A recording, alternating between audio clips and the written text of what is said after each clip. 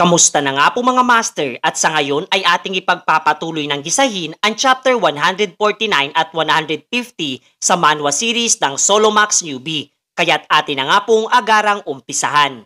Matapos na mailigtas nga etong si Teresa ay ipinakilala nitong matanda na siya ang master nitong si Jin-Yuk at kasabay na humingi ng paumanhin sapagkat naisin man daw niyang tahakin kaagad ang Holy Empire ay kaniya munang idinispatcha ang kapwa ganitong halimaw na nasa lokasyon din ng Murim.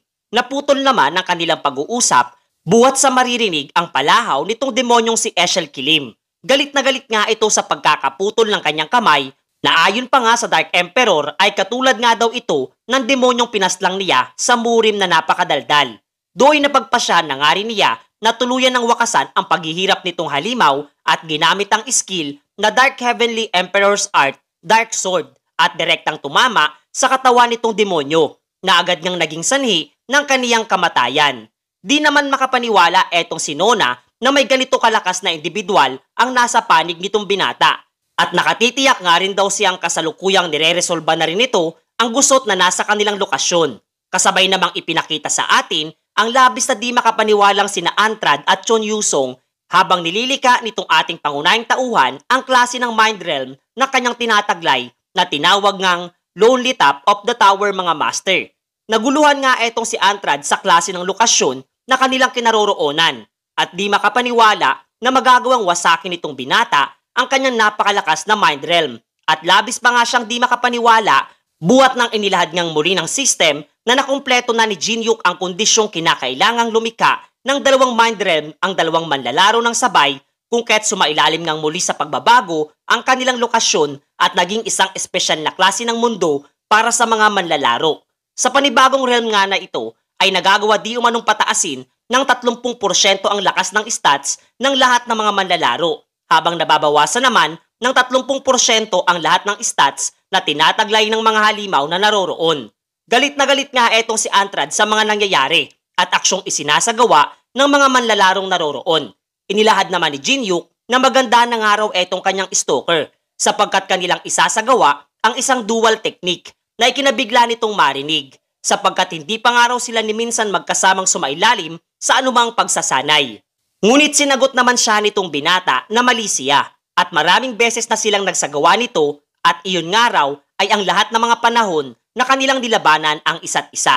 Nakuha naman itong si Chon Yusong ang puntong nais ipabatid nitong si Jin-Yuk at agaran ang mga ito ay naganda sa pakikipaglaban at sabay na inactivate ang kanilang mga skill na Song of Swords. Sa kanilang mga pag-atakeng isinasagawa ay kapwa nga inilalahad din ng system ang kanilang porsyento ng synchronization. Literal na kumikilos nga ang mga ito ng sabay mula sa harap at likurang bahagi ng pag-atake. Makikitang ipinaliwanag nga din ng founder ng Soul Chasing Sword na si Seyang na isipin nga daw lamang nitong si Chon Yusong na para ba siyang sumasayaw mula sa ritmo, kilos at paghinga nitong kanyang kalaban. Kung magagawa nga daw niyang i-align ang lahat ng ito sa kanyang puso, ay magagawa niyang talunin maging ang mga kalabang dihamak na mas malakas kumpara sa kaniya. Ito nga daw ang pinakamataas na realm na kung saan nagiging isa ang pagkilos ng dalawang espada. At ito nga daw ang ikalabing isang anyo ng Soul Chasing Sword habang ipinakita ding matagumpay na natalo na nitong dalawa etong high floor demon na si Antrad. Ang kanilang pagkapanalo ay agad na nadama din nitong iba pang mga individual na nasa labas ng Giant's Fortress. Kabilang na etong di makapaniwalang si Shan. Napangiti naman etong si Wuliang sa tagumpay na nagawa ng kanyang bossing. Subalit naghihingalo nga siya sapagkat sa kasalukuyan ay alam nga daw niyang wala siyang tsansang manalo laban sa manlalarong nasa kanyang harapan. Napagpasyan na nga lamang din itong si Shan na paslangin na etong si Wuliang. Subalit agad din siyang natigilan sapagkat nang himasok na rin sa kanilang labanan etong si Andrea. Nagulat nga etong si Wuliang sa pagdating nitong kanyang kasamahan na mabilis na lumika ng isang napakatibay na barrier. Muli ngang hindi ito nagustuhan nang galit na si Shan. Ngunit agad ding napalitan ng takot ang kanyang nadarama buhat ng masilayan niyang naroroon din etong babaeng vampirang si Alice at kapwa ninanais din siyang tuluyang paslangin. Do'y tuluyan na nga siyang natigilan at iniisip na isa lamang itong kanyang napakahabang bangungot. Habang patungo sa kanyang direksyon, etong napakalakas na pag-ataking pinakawalan nitong si Alice.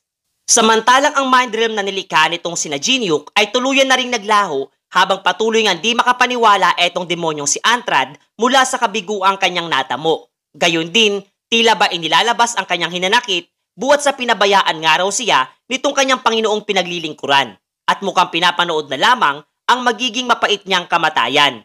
Ang kanyang pagkilos nga ay tahimik namang pinagmamasdan nitong ating pangunahing tauhan at nauunawaan na mukhang naglalabas nga daw ito ng sama ng loob sa kanyang bossing habang walang kaidi-ideya na hindi siya nakikita nito buwat sa barrier ng World 3. Ginamit nga ni Jinhyuk ang nasabing oportunidad upang mas lalo pang paigtingin ang sama ng loob nitong si Antrad para sa kanyang bossing na pinaglilingkuran sa napakahabang panahon. At ito nga daw ay walang iba kundi ang commanding general ng Demon Realm na nagngangalang Gandafer. Nabigla nga etong si Antrad kung papaano ang isang manlalaro ay alam ang tungkol sa pangalan ng kanyang bossing. Subalit hindi na nga rin daw ito mahalaga pa sa ngayon. Sinang-ayon na naman siya ng ating pangunahing tauhan at ninais pa ngang ibigay na lamang sa kaniya nitong si Antrad ang kanyang puso na siyang kanyang gagamitin para siya ay maipaghiganti dito sa kanyang master na mas pinili siyang pabayaan na lamang mamatay sa ngayon. Naging interesado naman sa kanyang narinig etong nasabing demonyo sapagkat ang isiping mapaslang nga daw etong si Gandafer ng isang manlalaro ay tila ba isang malaking kahibangan. Subalit wala naman daw mawawala pa sa kanya kung kahit ipinagkaloob na lamang niya ang hinihingi nitong ating pangunahing tauhan at ninais na sana ay tuparin nga daw nito ang kanyang binitawang pangako.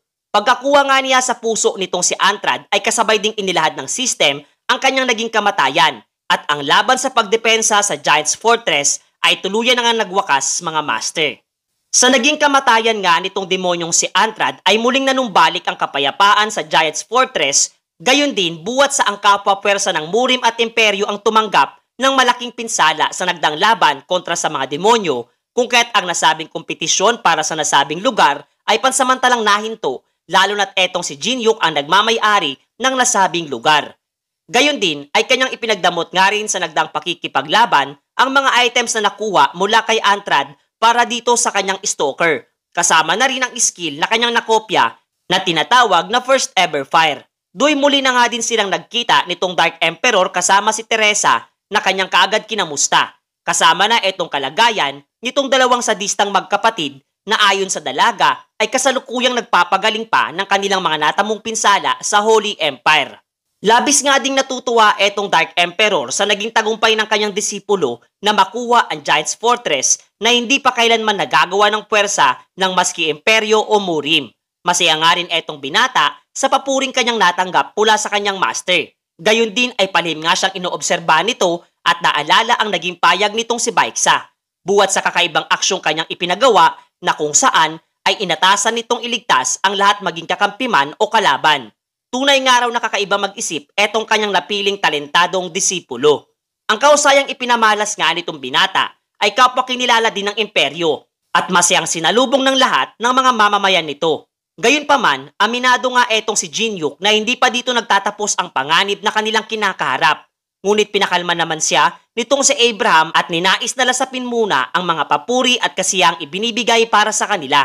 Alam nga ni Jinhyuk kung gaano itong Grand Sword Master ay pinapahalagahan ang kapayapaan ng buong imperyo na siyang kanyang naging rason upang pakiusapan etong binata na huwag na munang ilahad ang tungkol sa ika-4 na high-ranking demon na kasalukuyang naroroon pa sa ika-21 palapag ng tore. Maya-maya ay hinanap nga niya etong kanyang dakilang stalker na kasalukuyang nawawala na kung saan ay inilahad nga nitong si Andrea na muli itong bumalik sa Giants Fortress buwat sa mayroon nga daw itong bagay na nakaligtaan. Inilipat nga ang eksena sa underground prison ng Giants Fortress kung saan ay ating makikitang wala pa ring malay etong si Baek Shaolin habang si T-Bone naman ay nais ngang ipagiganti etong kanyang bossing matapos ang pangingialam nito sa pagpaslang kay Velordum sa nakaraan at naglagay nga ng isang wiretap spider sa katawan nitong babaeng walang kamalay-malay. Samantalang sa gitna nga ng proseso ng kanyang isinasagawa ay bigla na lamang nagkaroon ng isang malakas na pagsabog sa lokasyon nitong sina T-Bone na likha pala nitong si Chon Yusong. Hindi nga ito nagustuhan ng nasabing kalansay buwat sa pangingialam nito sa kanyang paggiganti. Ngunit wala namang oras para makinig sa kanyang walang saysay na pagbabanta etong stalker ng ating pangunahing tauhan at binigyan siya ng isang malakas na sipa kasabay ng tuluyang pagkuha dito sa kanyang kasamaang babae mga master. Pagkatapos noon ay ipinakita sa atin etong sina Jinhyuk na nasa harapan na nitong si Emperor Rendart III na nasiyahan nga sa nagawa nitong binata.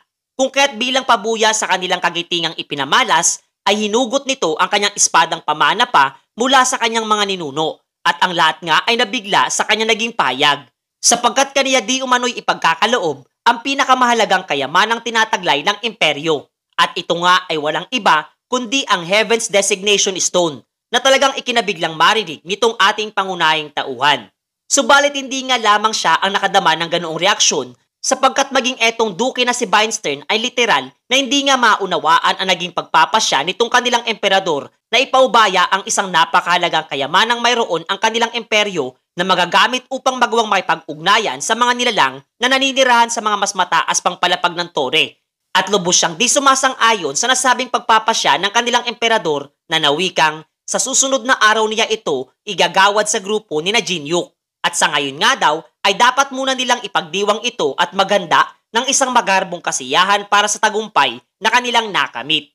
Ang kanyang naging kautusan ay agarang sinunod ng lahat ng kanyang mga kasundaluhan at namahagi ng napakaraming pagkain at alak na maiinom sa lahat ng mga mamamayan ng buong imperyo. At sama-sama nga ang lahat ng mga ito ay nagsaya sa indayog ng musikang inihanda ng bandang naroroon. Pansamantalang nakalimutan ng mga ito ang problemang kanilang kinakaharap, habang etong si Jinyuk ay pinagmamasdan lamang etong sina Alice mula sa isang sulok at masayang binati etong kanyang kadarating lamang na stalker sa nasabing bulwagan. Wala namang paki sa kanya naging bahagyang pang-aasar etong si Chun Yusong kasabay ng paglalahad nga din itong ating pangunahing tauhan tungkol sa kanyang kasalukuyang master na kapwa rin isang miyembro ng Murim at nakiusap na aniya ay huwag nga raw sana pang ulitin itong kanyang stalker na muli silang traidorin sapagkat siya ay mahalagang miyembro ng Veterans Company na kanyang itinatag. Do'y mas minabuti nga din itong kanyang stalker na ilahad na ang ilang kanyang impormasyong nakalap mula sa Murim. Ito nga daw ay tungkol sa ika-4 na high-ranking demon na nasa naturang palapag at nagangalang Vermariel. Agad niyang nakuha nito ang atensyon ng ating pangunahing tauhan habang patuloy na paglalahad pa nga ni Chun Yusong na hindi na dapat ito ang alalahanin pa sa ngayon nitong si Jinyuk sapagkat itong araw ay tuluyang kapwa na paslang na rin ng isang partikular na individual na talagang ikinabiglang marinig nitong binata lalo na noong mapag-alaman nga niyang ito ay kasalukuyang naroroon na at nagtatago sa loob ng imperyo mula sa kautusan ng Murim mga master.